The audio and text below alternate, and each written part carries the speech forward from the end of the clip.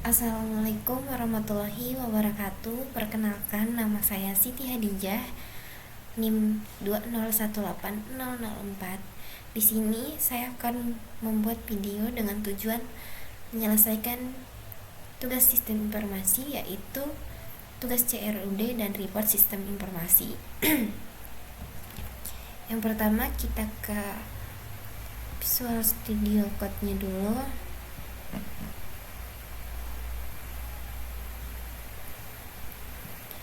Di sini kita ke database-nya dulu, kemudian ke migrate. Nah, di sini saya akan menjelaskan relasi pada tabel transaksi yang telah saya buat.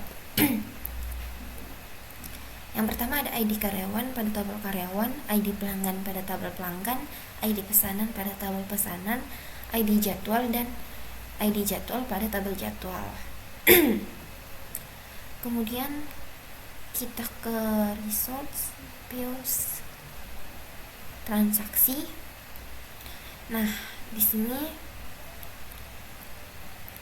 saya telah membuat transaksi buat PHP untuk tampilan tabel transaksi saya. Kemudian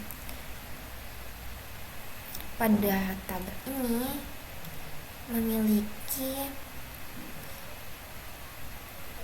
tampilan, yaitu yang pertama nomor, nama karyawan, ID pelanggan, ID pesanan, ID jadwal, jumlah pembayaran, jumlah kembalian, status transaksi, dan action.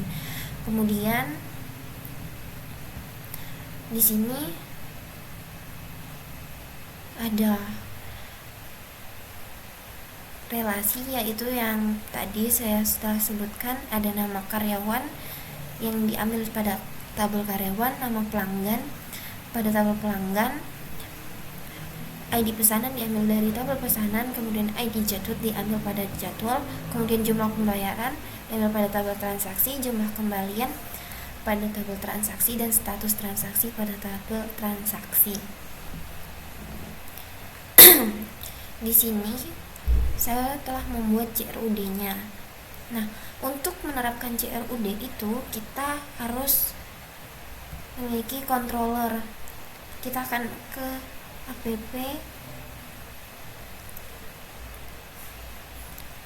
kemudian http controller. Nah, di sini ada transaksi controller. Untuk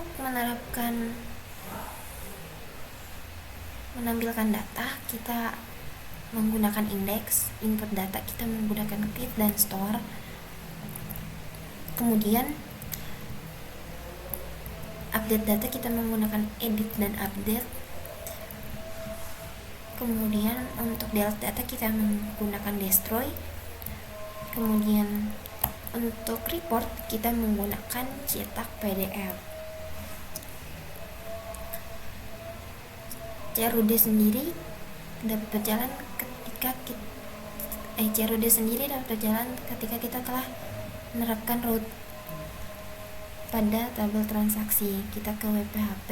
Nah, dapat dilihat di sini root transaksi yang telah dibuat. Nah, kemudian kita akan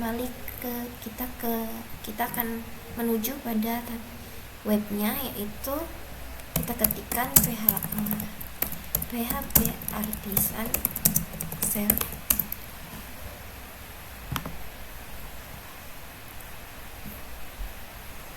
Nah, bisa dilihat ini tabel-tabel yang sudah saya buat. Yang pertama ada data lapangan, data karyawan, pelanggan, pesanan, jadwal, dan untuk merelasikannya tadi saya membuat data transaksi.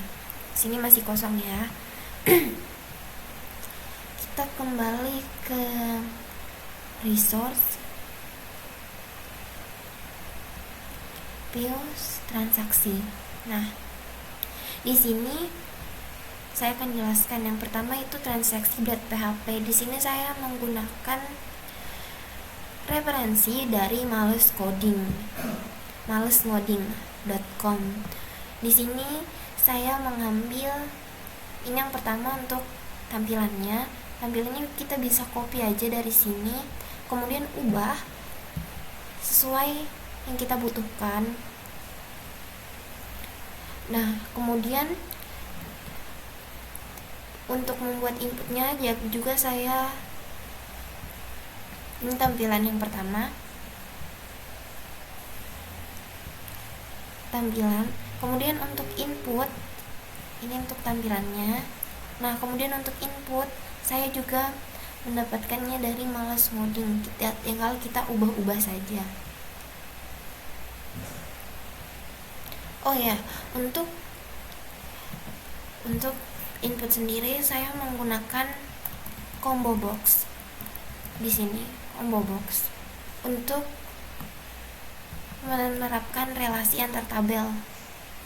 Ini akan kita buat. Di sini ada ID karyawan yang kita akan ambil dari nama karyawan,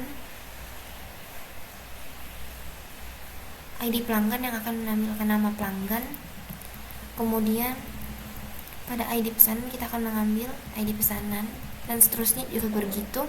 Untuk editnya kurang lebih sama seperti yang tadi. Nah, kita ke entry dulu, kita buka pada webnya, kita coba tambahkan data.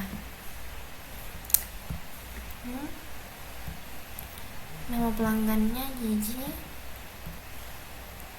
nama pelanggannya Vina, jumlah pembayarannya 200.000, jumlah kembaliannya 60.000, status transaksinya lunas. Kita simpen,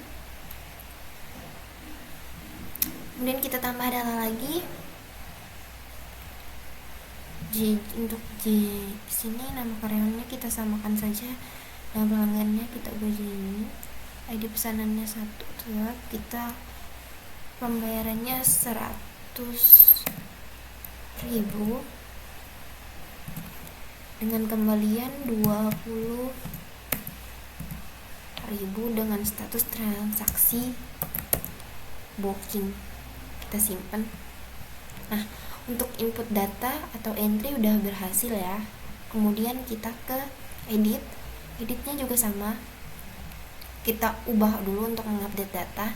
Kita ubah yang ini menjadi, kita ubah status transaksinya menjadi lunas. Kita simpan. Nah, bisa dilihat ya, untuk update datanya juga berhasil. Kita coba untuk hapus data.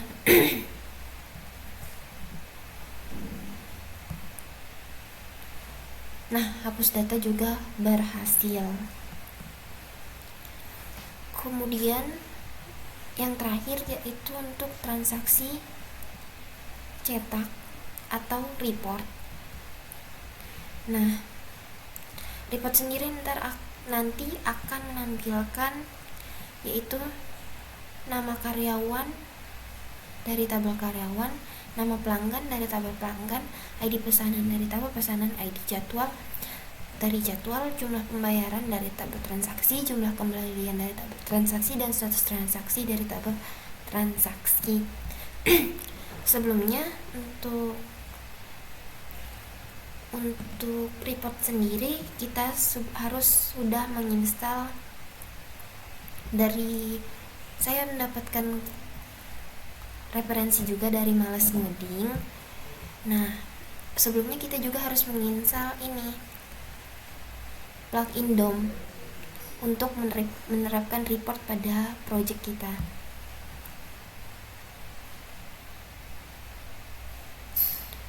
Nah, di sini kita coba untuk reportnya, kita cetak data, kita buka dan berhasil, datanya sudah masuk. Nah, sekian penjelasan dari saya untuk tugas besar kali ini. Kurang lebihnya saya mohon maaf. Assalamualaikum warahmatullahi wabarakatuh.